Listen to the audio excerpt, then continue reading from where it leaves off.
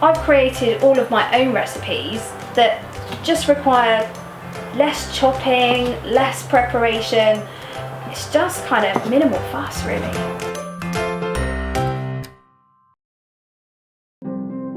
Today we are going to make creamy pesto orzo, and here are the ingredients you're going to need. This is the recipe that I use for my pesto. Once you've tried this, you're not going to want to have shop bought pesto again. And what you need for this is 2 bunches of basil, just small bunches. Remove the elastic bands, that's always a good idea. So 2 bunches of basil, and just pop them into your food processor. Now I'm just using a tiny food processor here. You'll probably want to use a bigger one. And I'm just going to blitz that down quickly just to make some room for the rest of the ingredients. Okay. I'm going to add a splash of olive oil. A good glug actually. And about 500 grams of Parmesan cheese. Just fit that in. You can use a bigger food processor if you like. This is just the one that I have. So I only make tiny amounts of pesto. So this is about 500 grams of Parmesan. And again, just give that a quick little blitz.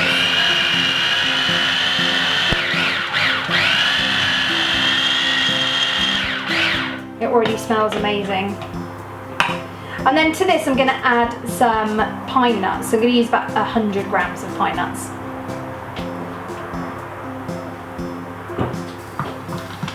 So I'm going to put all those in.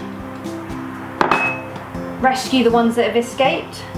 Tidy up my mess just here.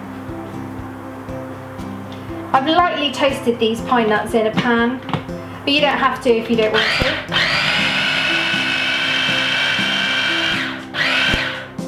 And then you're just going to continue to blitz that until you've got a nice fine paste. Okay, so when it's blitzed down, I like to make sure that some of the pine nuts stay whole because it adds a bit of texture and a bit of crunch. Then to this, you're going to add now the juice of half a lime. And it's not in all the recipes that you'll find. Also, what's good about this is that we're going to use the pesto in another dish, and it will keep in the fridge for a week to 2 weeks in a Kilner jar, so it really is worth the effort. I say effort, so far this has been a couple of minutes of just blitzing. And that's it, good to go. So we're going to put that in a jar. All your hard work will be done.